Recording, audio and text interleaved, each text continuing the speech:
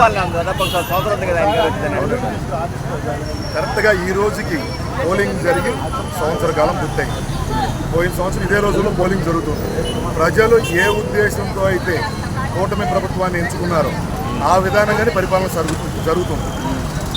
అంటే మీరు 3 సంవత్సరాలు రాజధాని కడతా అంటున్నారు. ఓ పక్కంటే ఆయన జగన్మోహన్ రెడ్డి చేసిన అప్పులు పక్కంట ఉన్నాయి. అవి తీర్చుకుంటూ సంక్షేమాన్ని తీర్చుకుంటూ రాజధాని కట్టగలనుకుంటున్నారా? 100% అండి.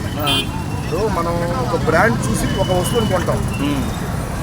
అలాగే ఈ రాష్ట్రానికి బ్రాండ్ లాంటి వ్యక్తే సిబిఎన్ గారు, అలాగే కూటమి ప్రభుత్వం. ఆ బ్రాండ్ని బేస్ చేసుకుని 3 సంవత్సరాలు రాజధాని పూర్తి చేస్తారు. వాళ్ళని పరిశ్రమలు తీసుకొస్తారు నిత్యం. ఆ పరిశ్రమ ద్వారా యువకులు అనేది ఖాళీగా ఉండకుండా ఉపాధి కల్పించడం అనేది మేము ఉద్దేశం. ఎన్డీఏ కూటమి 20 లక్షల ఉద్యోగాలు ఇస్తానని చెప్పింది. ఆ విధంగానే అడుగులు వేస్తున్నారు. దాంట్లో ఎటువంటి సందేహం అవసరం లేదు. ఓ పక్కన జగన్మోహన్ రెడ్డి ఒక 3 సంవత్సరాల్లో కంపల్సరీగా నేను వస్తాను అని చెప్పేసి అంటున్నారు. ఎందుకంటారు ఆ మాట? ఆయన ఎక్కడికి వస్తానని చెప్పలేదండి. అధికారంలోకి వస్తానని చెప్పేసి అంటారు. కాదండి, అక్కడ ఉన్న జైలు సోదరులందరూ అక్కడికి వస్తారని అనుకుంటున్నారు. ప్రజలేమో ఆయన ఇక్కడికి వెళ్దాం అనుకుంటున్నాడు. కాదు, వాళ్ళు అక్కడికి వెళ్దాం అనుకుంటున్నారు. వాళ్ళందరూ ప్రజలు చర్లపల్లి జైలు, చెంచులగూడ జైలు వాస్తవాలు ఎదురు చూస్తున్నారు. ఇది గారి అంటే ఆయన గారు స్నేహితులు అక్కడ ఉన్నారు, బాగా అక్కడ ఉన్నారండి. ఇక్కడ కాదు, ఆయన వస్తాను ఇక్కడికి కాదే అక్కడికని ఆయన మనసులో అనుకుని చెప్పాడు నేను వస్తాను 27కి వెళ్ళాలని. ఇప్పుడు కూటమి పనితీరు ఎలా ఉంది? ఎన్డీఏ కూటమి అధికారంలోకి వచ్చిన తర్వాత ప్రతి స్కీమ్ కూడా పారదర్శకంగా జరుగుతుంది అండి. ఇప్పుడు P4 అని చెప్పేసి చంద్రబాబు నాయుడు గారు ఒక స్కీమ్ పెట్టారు. ఇది చాలా ఉత్తమమైనది.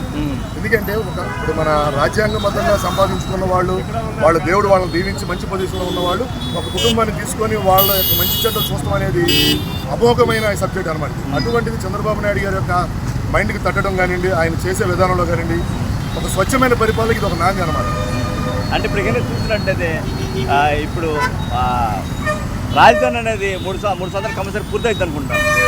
ఏమండి, ఇది నిరంతర ప్రక్రియ.